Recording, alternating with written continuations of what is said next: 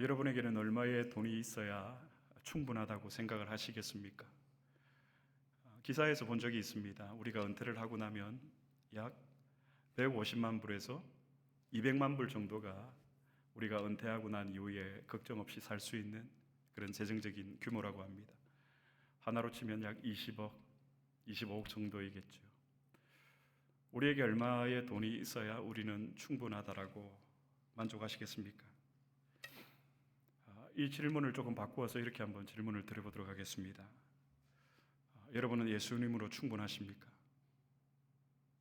나는 예수님 한 분만으로 충분합니다. 그 고백을 드릴 수 있느냐 말입니다.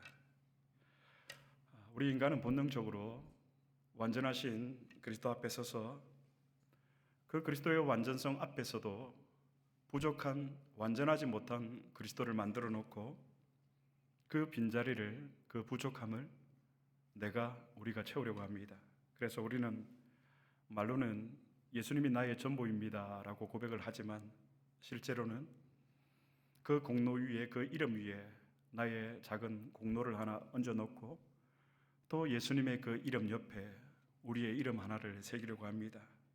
이것은 여러분, 그리스도의 충분성을 믿지 못하는 불신앙입니다. 우리의 믿음이 약해서, 우리의 믿음이 적어서 생기는 문제가 아니라 그리스도의 충분성을 믿지 못하는 불신앙의 문제입니다. 분명한 사실은 우리가 그리스도께 무엇인가를 더하려고 하는 순간 그리스도는 더 이상 우리의 구주가 아니라 우리의 프로젝트가 탄생하게 되는 겁니다. 목사에게 있어서 그리스도께 무엇인가를 더하려고 하는 순간 이 목회는 영혼을 살리는 목회가 아니라 나의 종교적 프로젝트가 된다는 말입니다. 이것이 바로 혼합주의입니다. 그리스도의 은혜 위에 나의 공로를 섞고 그리스도의 십자가 그 아래 내가 가진 것을 보태고 그리스도의 이름 앞에 나의 이름을 새기려는 신앙, 이것이 혼합주의적 신앙입니다. 오늘 다시 우리가 던져야 할 질문입니다. 나는 예수님 한 분만으로 충분한가? 문제는 여러분, 우리가 예수를 믿느냐가 아니라 예수가 과연 충분하다고 믿느냐 하는 것입니다. 그런데 우리는 본능적으로 충분하신 그리스도 앞에 서는 것을 불편해합니다. 왜 그럴까요? 예수님 한 분만으로 충분하다는 것은 반대로 내가 설 자리가 없다는 뜻이기 때문입니다. 내가 나타나야 되는 거예요. 내가 부각되어야 되고 내 이름이 드러나야 되는 거예요. 새한디옥 교회에 이름이 나오면 정진규 목사 이름이 분명히 나와야 되는 거예요. 그래서 우리는 종종 그리스도를 부인하지는 않지만 완전하신 예수님을 불충분한 예수님으로 만들어 놓고 그 빈자리를 나의 헌신과 나의 열심으로 채우려고 합니다. 이것은 여러분, 그리스도의 충분성을 훼손하는 가장 경건해 보이는 불신앙의 형태입니다. 실제로 우리 신앙생활에서 나타나는 현상들입니다. 겉으로 보기에는 믿음처럼 보이지만 실제로는 예수님, 나는 예수님 한 분만으로 부족합니다 라고 마음으로 고백하는 신앙의 태도입니다. 그리스도의 은혜에 나의 공로를, 나의 열심을, 나의 헌신을 섞는 것은 혼합주의적 신앙입니다. 이 혼합주의와 관련해서 성경은 매우 단호합니다. 그리스도는 부분적으로 충분하신 분이 아니라 나에게 완전하게 온전히 충분하신 분임을 성경은 증언하고 있습니다. 우리는 그리스도의 이 대속의 은혜가 충분하지 않다라고 여길 때, 다시 말해서 예수님 한 분만으로 나는 충분하지 않습니다라고 우리가 그런 마음으로 신앙생활을 할 때 우리는 반드시 거기에 무엇인가를 더하려고 합니다. 더 첨가하려고 합니다.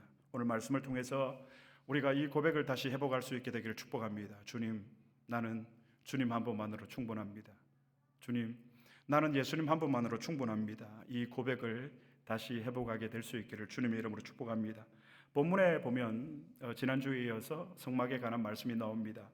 성막에 이 성소를 밝히는 이 등불이 있습니다. 그런데 이 성막의 성소를 밝히는 등불에 사용되는 기름을 우리 하나님은 아무 기름이나 사용해서는 안 된다라고 명령을 하십니다. 성소를 밝히는 등불에 사용되는 기름은 혼합된 기름이 아니라 잘 정제된 순전한 감람유 기름을 사용해야 한다라고 주님은 명령하고 있습니다.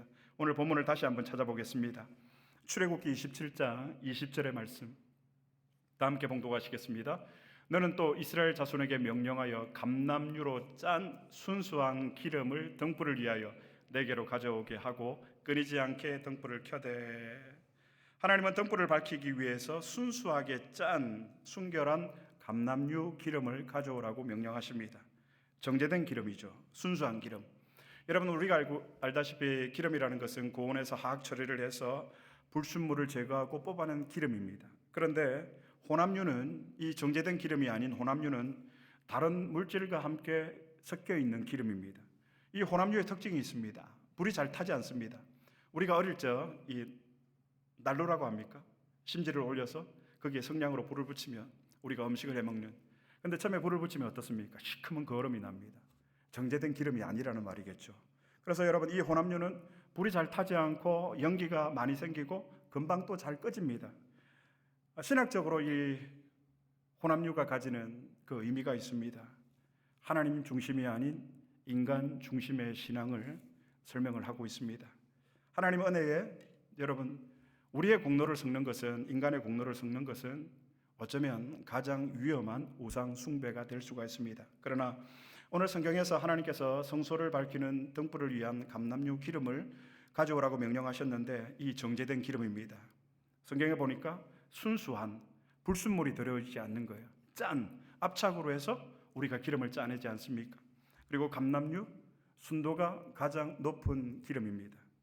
왜 이 감람유 기름을 하나님께서는 가져오라고 명령을 하셨을까요? 조금 혼합된 기름을 사용하면 되지 않습니까? 어차피 빛으로 밝히는 정도인데요. 그러나 우리 주님은 분명히 명령하셨습니다. 순수하게 짠 감람유 기름을 가져오라고 명령을 하셨습니다. 순수한 감람유 기름은 여러분, 정제된 기름은 어떻습니까? 기름 연기가 없고 불꽃이 또 어떻습니까? 밝고 안정적이고 오래 갑니다. 밤새 불이 꺼지지 않습니다. 오늘 본문 22절에 보니까 저녁부터 아침까지 이 불을 켜둬야 된다는 거예요. 그런데 혼합유는 금방 꺼지니까 성소를 밝힐 수가 없지만 이 정제된 감람유 기름은 밤새 불이 꺼지지 않습니다. 결국 성경에서 말하고 있는 이 순수한 감람유는 어떤 의미일까요? 어떤 기름일까요? 오늘 열처녀 비유에서 등불을 준비한, 기름을 준비한 이 기름은 무엇일까요? 예수 그리스도의 십자가를 상징합니다. 17세기 영국 최고의 신학자 중 한 사람인 옥스퍼드 대학의 총장을 지냈던 존 오웬은 여러분, 이 성령의 사역과 관련해서도 이렇게 설명을 했습니다. 성령의 역사는 혼합된 마음이 아니라 오직 정결한 십자가의 복음 안에서만 지속되고 그 역사와 능력이 나타난다라고 했습니다. 정결한 십자가의 복음 안에서만, 즉 혼합된 마음이 아니라 성령은 정결한 마음 안에 역사를 하시는데, 그 정결한 마음은 오직 십자가의 복음 안에 있는 마음. 이렇게 보면 우리가 성령의 사람인가? 이것이 성령의 역사인가? 여러분, 우리가 교회 직분자 정도 되면 분별할 수 있어야 됩니다. 어떤 것이 성령의 사역이고 어떤 것이 성령의 사역이 아니다라는 것을 분명히 우리가 그 기준을 세워놓고 있어야 합니다. 그렇습니다. 진짜 십자가의 복음은 우리를 안정적으로 빛나게 합니다. 한 주만 내가 뜨겁게 찬양하고 뜨겁게 기도하고 이번 주는 왜 이렇지? 지난주는 내가 정말 뜨겁게 찬양했는데 기도했는데, 이것이 아니라 매일매일 우리를 안정되게 그분의 은혜 가운데서 살도록 하십니다. 무엇이요? 십자가의 복음의 능력이 말입니다. 그렇기 때문에 여러분, 우리는 이 십자가를 붙들어야 하는 이유가 여기에 있고, 예수님 한 분만으로 충분하다고 말하는 것은 이 십자가의 능력만으로 우리가 이 구원을 하나님 앞에서 완성시켜 주셨기 때문입니다. 이미 그리스도가 우리를 대신해서 십자가에서 다 태워주셨기 때문에, 자신을 아낌없이 남김없이 다 태워주셨기 때문에, 온전히 충분하게 다 태워주셨기 때문에 내가 빛날 수가 있는 거예요. 우리 새안디옥 교회가 빛을 발할 수 있는 겁니다. 우리가 잘 타서가 아니에요. 순전한 감람유, 그리스도가 공급해 주시는 그 은혜의 기름 때문에. 그러므로 여러분, 우리는 예수님 한 분만으로 충분합니다. 이 고백을 우리가 다시 해야 됩니다. 너희는 세상의 빛이라 했는데 세상 가운데서 우리가 빛으로 살지 못하는 이유가 무엇이죠, 여러분? 이 십자가의 복음의 능력을 붙들지 못하기 때문에, 십자가를 날마다 묵상하지 못하기 때문에, 예수님 한 분만으로 나는 충분합니다, 이 고백을 드리지 못하기 때문에. 아니, 우리가 입술로는 고백을 하지만 뭔가 부족하기 때문에 또 다른 첨가물을, 나의 헌신과 나의 노력을, 나의 열심을 보태려고 하는 그런 마음들이 있기 때문에 우리가 세상 가운데서 온전한 빛을 내지 못하는 것입니다. 그러므로 여러분, 교회와 성도는 그리스도의 희생을 통과한 빛으로 살아가는 공동체입니다. 오늘 말씀을 통해서 우리가 알 수 있습니다. 등불은 위치가 중요해요. 등불은 성막의 마당이 아니라 성소 안에 이 등불이 있도록 하나님은 하셨습니다. 성경을 한번 찾아보겠습니다. 오늘 본문 21절의 말씀 다 같이 봉독합니다. 아론과 그의 아들들로 회막 앞 정거계 앞 휘장 밖에서 저녁부터 아침까지 항상 여호와 앞에 그 등불을 보살피게 하라. 이는 이스라엘 자손이 대대로 지킬 규례이니라. 여러분, 말씀을 좀 잠깐 놔두고요. 이 등불의 위치가 어디 있죠? 회막 안 어디? 정거계. 정거계가 어디 있죠, 여러분? 지난주에 우리가 나누었잖아요. 지성소 안에 정거계가 있습니다. 법궤. 법궤를 무엇이 덮고 있죠? 속죄소가 덮고 있고, 출애굽기 25장 21절 22절 말씀에 내가 거기서 너와 만나고 내가 거기서 너와 말하리라. 이 정거궤가 지성소 안에 있는데 등불은 어디에 있는가? 회막 앞 정거궤 앞 휘장. 자, 사진을 한번 보여주십시오. 이게 무엇이죠, 여러분? 법궤, 정거궤. 우리가 지난주 봤던 거예요. 이 법궤는 지성소 안에 있는 거예요. 다음 사진 보여주시겠습니까? 성막의 모형입니다. 제일 앞에 번제단이 있고 물두멍이 있고 그 뒤에 뭐가 있죠? 성소가 있고 성소 뒤에 뭐가 있죠?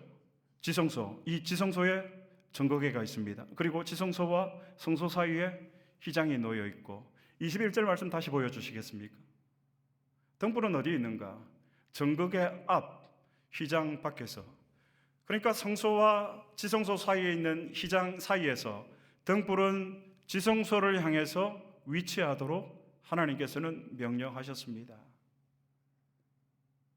그려지십니까? 사랑하는 여러분, 교회와 성도는 빛을 비추기 이전에 먼저 하나님 앞에서 빛나야 합니다. 우리를 하나님께서 어떤 존재로 부르셨는가? 지성소를 밝히는 등불로 저와 여러분 우리를 부르셨습니다. 하나님 앞에서 우리가 빛나는 존재로 하나님께서 저와 여러분을 부르셨습니다. 그 영광 여러분 사무치지 않습니까? 우리가 하나님 앞에 빛날 수 있는 그런 자녀로 하나님께서 우리를 세우셨다는 것입니다. 등불은 성막 마당에 있지 않았습니다. 등불은 그리고 사람들을 위한 조명이 아니었습니다. 정거궤 앞 휘장 성소에서 지성소를 바라보며 등불의 불빛은 밝히도록 되어 있었다는 말입니다. 그 등불은 하나님 앞에서 켜지는 빛이었습니다. 저와 여러분 우리를 하나님 앞에 빛의 자녀로 부르셨다라는 그 증거가 되어진다는 말입니다. 그러므로 여러분, 교회는 어떤 공동체가 되어야 하는가? 세상에 인정받기 이전에 먼저 우리가 하나님 앞에서 빛을 발하는 존재가 되어야 합니다. 하나님 앞에서 빛나는 공동체가 되어야 합니다. 우리의 사역보다 여러분 예배가 앞서야 하고요, 하나님의 임재가, 하나님의 그 영광이 교회의 조직과 교회의 프로그램보다 앞서야 하는 이유가 바로 여기에 있습니다.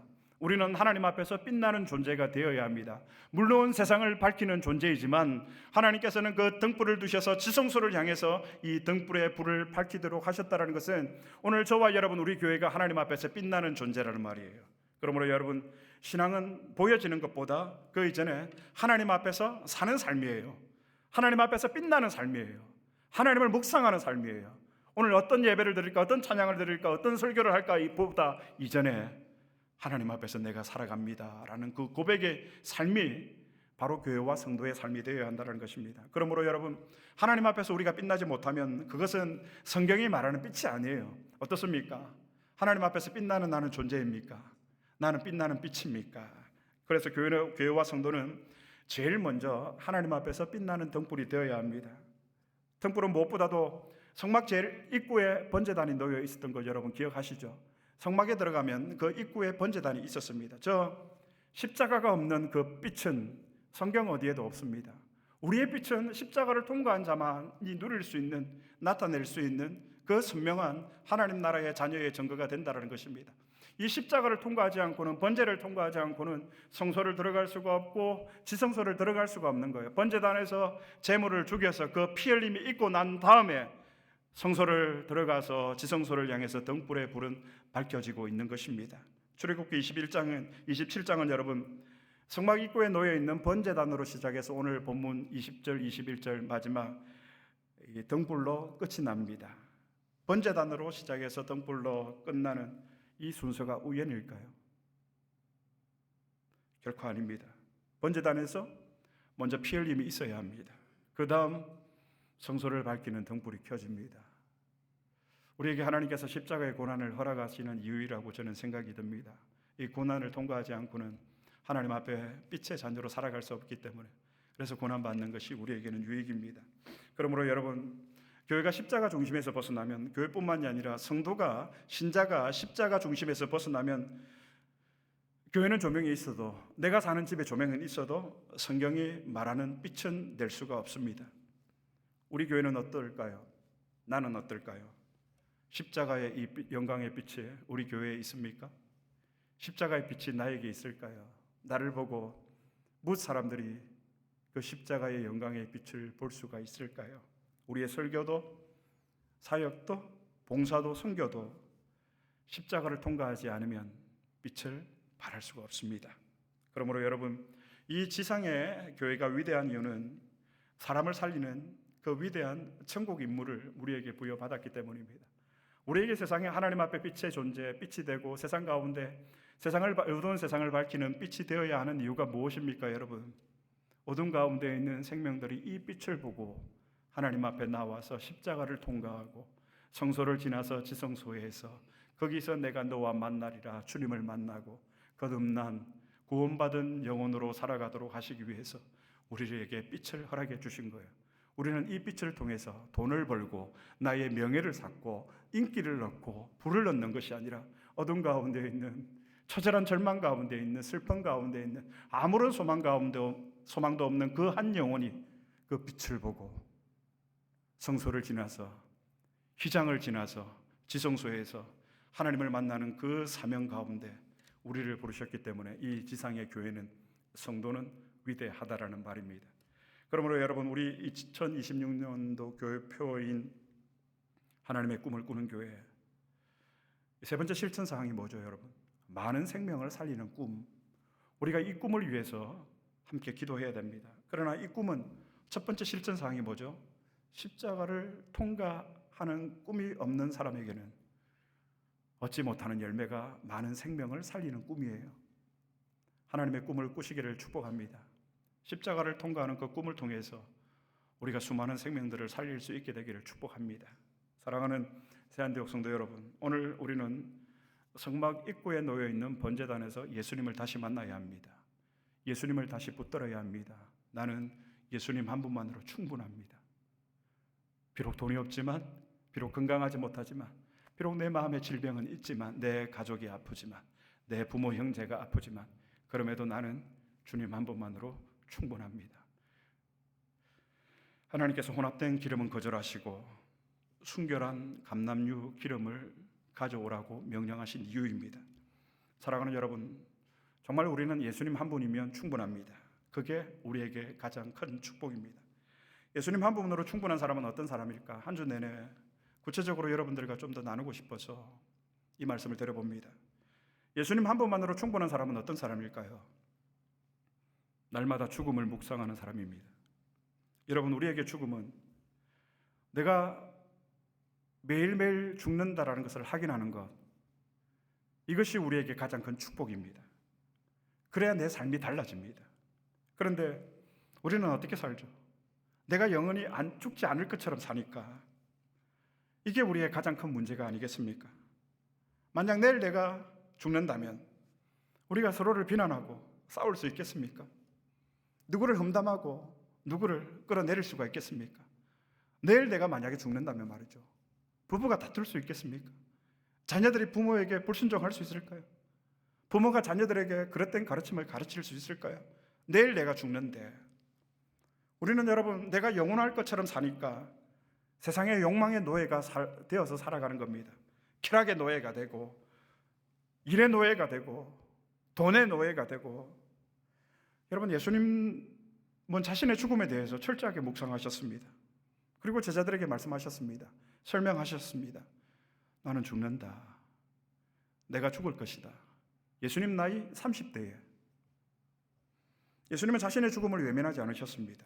오히려 제자들에게 반복해서 설명하시고 가르치셨습니다. 나는 죽을 것이다. 왜입니까? 예수님은 하나님 아버지 한 분만으로 충분하셨기 때문에 그분의 죽음을 날마다 묵상할 수 있었던 것입니다.